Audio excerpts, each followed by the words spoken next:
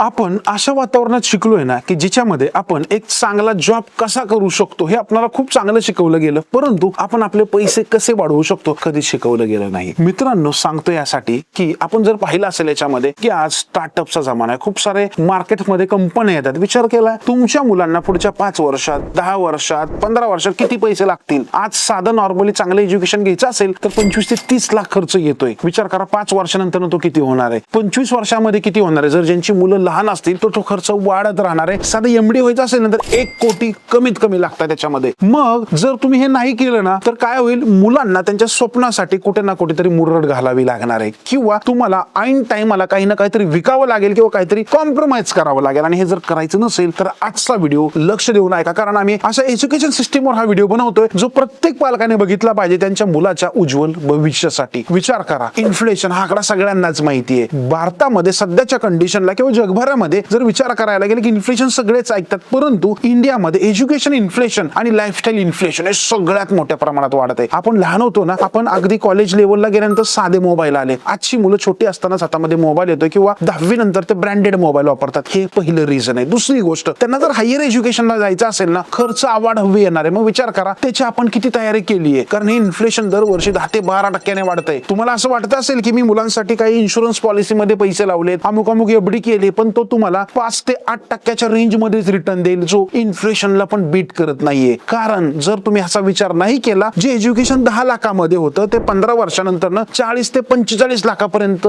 जाणार आहे. आणि ही चूक कित्येक लोक करतायत. मग तुम्ही म्हणाल अरे नक्की काय केलं पाहिजे? आम्ही तर इन्व्हेस्टमेंट करतोय, आम्ही हे सगळं करतोय.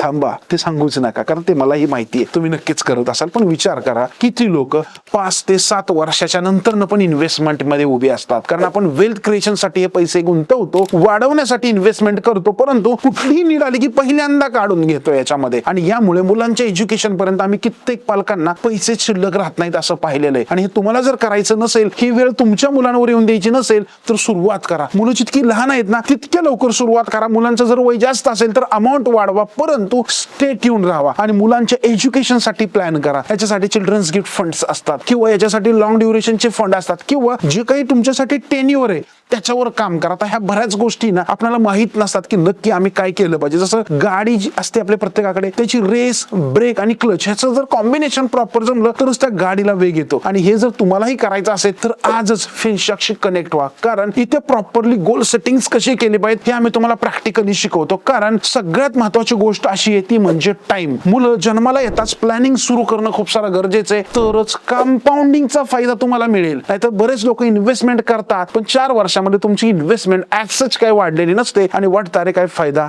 झाला नाही. त्यामुळे लक्षात ठेवा, मुलांच्या एज्युकेशन साठी फक्त सेव्हिंग नाहीये तर स्मार्ट इन्व्हेस्टिंग असली पाहिजे, तेही प्रॉपर गोल नुसार. कारण गोल जर क्लिअर असेल ना आपण कधीच बाहेर नाही पडत. आणि महत्वाची गोष्ट, हे गोल सेट करताना चुकीचे फंड्स घेऊ नका, कारण याच्यामुळे बरीच लोक ट्रॅप होतात. आणि तुम्हाला हे तुमच्या मुलांसाठी प्लॅनिंग सुरू करायचं असेल तर खाली कमेंट मध्ये चाइल्ड असा मेसेज करा आणि आमच्या टीमशी जे स्क्रीनवर नंबर दिलाय त्याच्यावर कनेक्ट करा, जे तुम्हाला प्रॉपरली गाईड करतील तुमच्या मुलांच्या प्रॉपर गोल सेटिंग साठी. आणि हो, व्हिडिओ आवडला तर लाईक करा आणि जास्तीत जास्त लोकांपर्यंत शेअर करा, कारण फिनशाक हा एक एज्युकेशनल चॅनल आहे जिथे तुम्हाला आम्ही आधी शिकवतो आणि नंतर मार्ग दाखवतो. भेटूया अशाच इंटरेस्टिंग व्हिडिओसह पुढच्या भागामध्ये. धन्यवाद.